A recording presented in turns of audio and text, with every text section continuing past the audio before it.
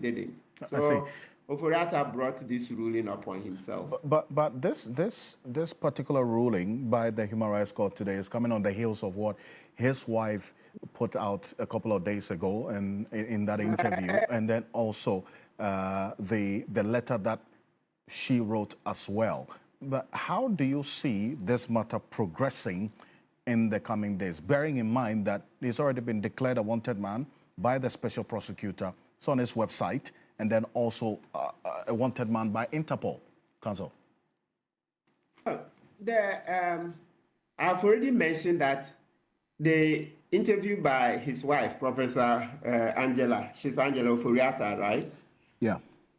Didn't advance Oforiatta's case. Yeah, the interview didn't advance his case at all. I don't see why it did. And if anything at all, it actually even hurt his case a little bit. I'll go straight to that. The fact that showed that Oforiatta was not being candid all along. His wife says that they knew all along that that's before the 21st March. So between the two, any time before 21st March, she says that they knew all along that if the diagnostic surgery, that's a simple one, the biopsy, to determine if he had cancer or not, all right, if it was done on the 20th, 21st March, and it proved that Oforiatta had cancer, there was subsequently going to be a major surgery. These are, not her direct words, but essentially, this is what she said. I'm stressing on the fact that even before Oforiatta went to do the biopsy, his wife is saying that they knew that if the biopsy, let me call it, turned out positive, that's say he had cancer, then they knew there would be a major surgery. So if you knew this, why would you present a very difficult case, a very major surgery to the OSP for 20th and 21st March? A biopsy is not a major surgery. A biopsy is not what Oforiatta blew it up to look like.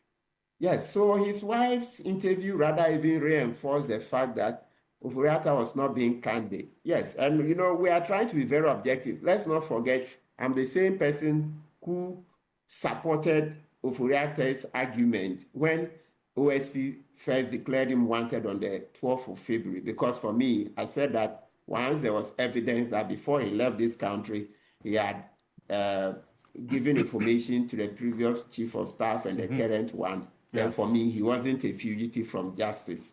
When that much, I still stand by that. But we've moved on. After that one, then it takes a long adjournment from February 18th to 2nd June. 2nd June comes, and then Oforiatta is singing a different tune again. It's just not on. So he's brought all of this onto himself. I see, Counsel, and I'm sure that today you've seen that news of the Interior Minister granting the extradition request by the United States, and we're going to put that on the screen in a bit, of some 4 Ghanaians who are reported to have been involved in the romance scam, and then also what has been described as a large-scale criminal enterprise, the cyber crime enterprise, essentially. And the Interior Minister granting that particular extradition request, and the details as we have it captured in that letter that has gone viral now, and then also the involvement of the Federal Bureau of Investigation and others as well in tracking these 4 individuals who have been charged already, and they're going to be extradited to the United States because of their involvement in these crimes, which has been put to the tune of over $100 million that they have defrauded individuals and companies in the United States. And then when this matter came up, you've had some persons who are commenting relating to the extradition notice and also that request by the special prosecutor of Ken Oforiatta, who is also reported to be receiving medical treatment in the United States. I mean, is there any specific correlation to how this extradition to a process is playing out in the case of these 4 individuals, and whether or not it's going to be easy for the extradition of Ken Oforiatta to Ghana as the special prosecutor is seeking? I will agree partially. The part I agree with is that, yes, we can also ask the US to extradite Ofuriatta to Ghana. Yes, and that's provided for, I mean, so we have the extradition law, right? We've always had the extradition law from the 60s, right? And I'm sure even in the colonial times, there will be a previous one, okay? But this one, there's extradition law from the 60s, right? Yes, and we have been, as you rightly mentioned, extraditing people to the US. And so once all the condition precedents are met, ordinarily the US would agree to extradite him. So he first has to be arrested. Then once he's arrested, then they have him. Then Ghana will do the but nothing stops Ghana from starting the extradition proceedings. Actually, he doesn't have to be arrested before we start the application. So the OSP said they are in the process of doing it. And Attorney General is also in the process of doing it. Yes. So the only part I don't agree with the opinion being shared is where they say it's easy. In law, nothing is ever easy like that until you succeed. So if we succeed in a relatively very short time, then we say, oh, it was an easy process. But now that we've not yet succeeded, we cannot sit here. We don't have the right crystal ball to be able to look into it and predict that it will be easy. So for me, I think, well, it's early days here to say it is easy, right? Especially as you know that Furiata has come into a lot of money from the Ghana's public funds. It's come into a lot of money. It's public knowledge that each time we borrowed the bonds, Ofuriata's company, Data Bank, made money. And that's for his family and Akufo-Addo's family, their relations. So it's public knowledge that they've made a lot of money. We know it's also public knowledge that Enterprise Insurance, another company he has big interest in, got a lot of public contracts, etc. SIC almost collapsed, etc. So once he's made a lot of money, you can trust that he's going to hire top-notch lawyers, crack lawyers in the US to fight this out.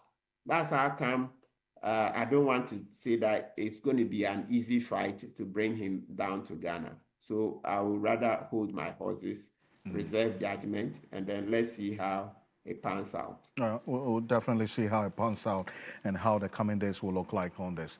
Well, Martin People, appreciate your time. Thank you very much for joining us. He's private legal practitioner, Martin People. There's live here on Ghana Tonight. We're live on 3FM 92.7, also on TV3 Ghana on Facebook. Now, coming up next, we examining the impact of the Israel-Iran conflict on the global economy and the ripple effect on Ghana's economy.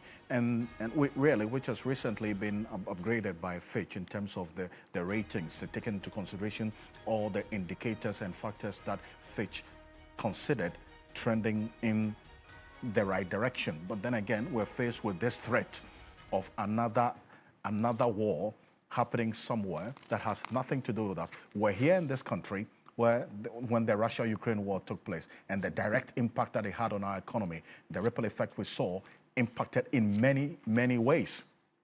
And this one as well is really no exception, except to say that there are many analysts who are looking at if it escalates beyond what is happening now, then how will that escalated effect also impact on our economy? But tensions between Iran and Israel are shaking global oil markets especially.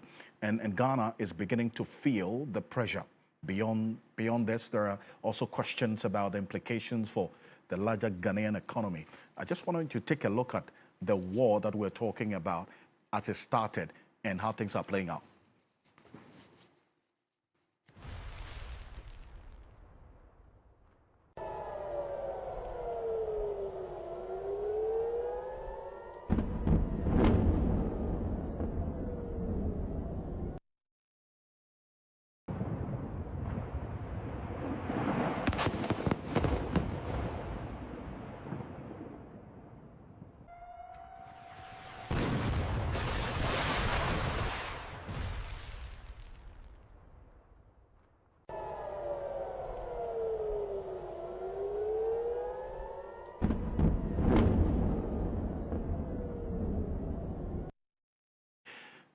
Well, we're told that Ghanaian citizens in these two countries are safe, no deaths as yet, and the Ministry of Foreign Affairs has announced measures in place to ensure that the Ghanaians in the embassies are evacuated. But then again, Tonto Amisi Kalupa, a citizen from the Democratic Republic of Congo, has been living in Israel for the past 9 years, along with his wife and 4 children. Now, he lives in Bat Yam, a city around 10 kilometers from Israel's capital, Tel Aviv, where all of this is happening, which has been the target of the deadly missiles that you just saw on your screen right now by Iran over the past week at least. Now, he told the BBC's Focus on Africa presenter that they haven't been able to sleep over the past week. And the most difficult part has been having to explain the situation to his children. Now, Israel and Iran, as we do know, have been exchanging fire for the past 5 days. And we've got correspondence from the BBC on this particular one. And this is the detail that they got from this family of an African living in Israel. Take a look. Escaping the war, and then you find yourself in the bigger one.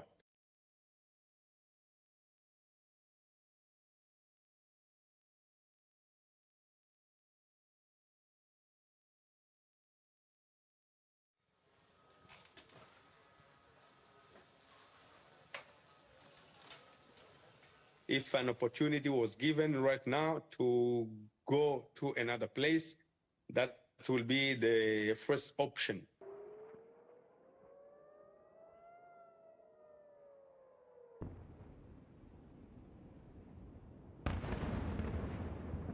My city was attacked before yesterday. 79 buildings were destroyed. I know even many people from my community whose houses and apartments were bombed. So we get alert on our phone that in 1, 2, or 3 minutes there will be an attack. So we always run to the shelters. Most of the time it's in the night. So all the night you are outside, you don't sleep. The most difficult moment was to explain to my kids that this is normal, that they have to understand what is going on.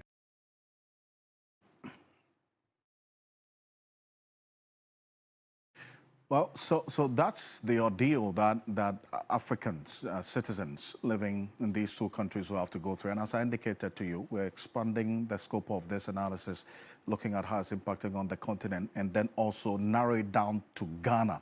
And the reason being, there are 3 factors that influences the pricing of petroleum products at the pumps in this country. Crude oil prices on the world market is number 1, which we don't have control over. And that's the big concern right now, because all what is happening with this war directly impacts on crude oil prices on the world markets. And I'm going to show you, because it's actually been increasing over time, as we've seen, rising from $68 per barrel just about some 3 weeks ago to over $76 per barrel. That definitely impacts on how much we're spending to import finished product into this country. Because even though we are blessed with crude oil and we are net exporters of crude, we do not refine the crude because the refinery is not working as we speak. And so we would have to import finished products over $400 million. That's what we got to know, how much it's costing us every month to import finished products into this country, over $400 million. And that's why you see every time the Bank of Ghana will have to come in, and we saw in previous instances where the dollar is pumped into the market, made available to the bulk oil market distributors that's also importing finished products into the country for the oil marketing companies to now get and then sell to us. They all add their margins to it. Now, this is the basic issue. In the 2025 budget, the finance minister had a projection of all things being equal, the average price of Brent crude on the world market to be $74.7. Now, with what is happening now, the crude oil price on the world market is trending towards this particular figure. So if it stays this way, then analysts will say that we are safe.